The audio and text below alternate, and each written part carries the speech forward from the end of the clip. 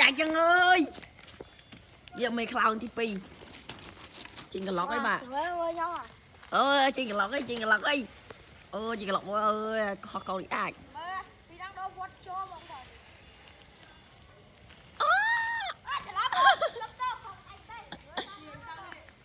Dạ bà. Dạ.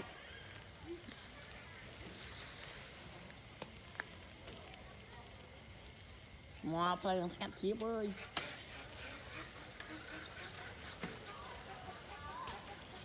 Ôi lời mình tên. Chết đầu tao trô ơi.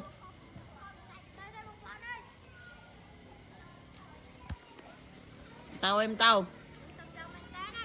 Tao ơi. Ai ta ơi. Anu kenapa đây?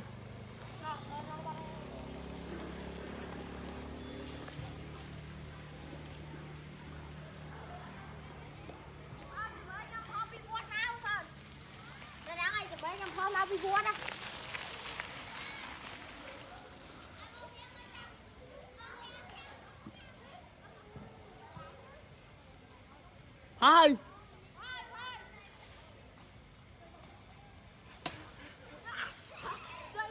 Chạy chân ơi. Em không tem mà. Bán chất mà pon cả lấu mày.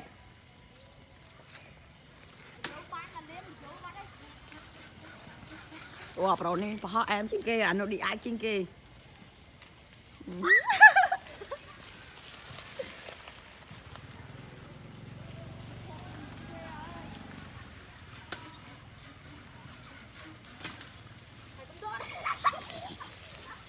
Anh cho thọt ra nhỉ.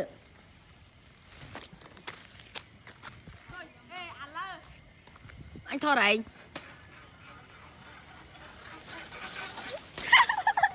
Ê bro thọt.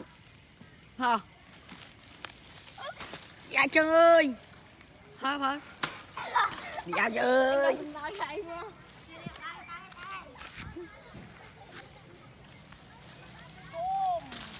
Anh hả nó bán váy nó bán đâu.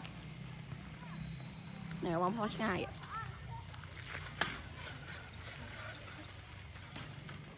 Thôi à.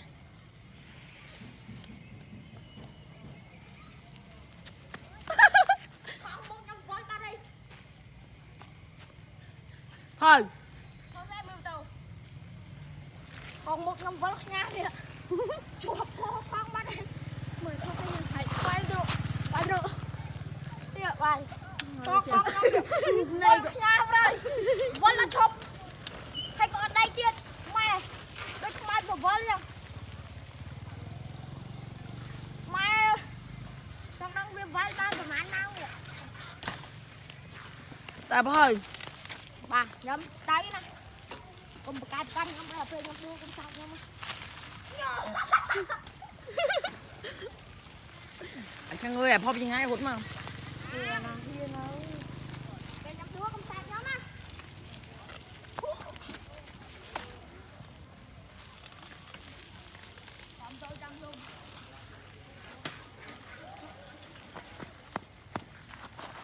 Bà ơi chừng lọc pin đăng ơi.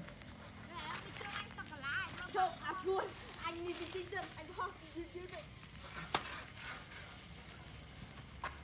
Anh ơi, nó chơi sô cô la bạ po ho.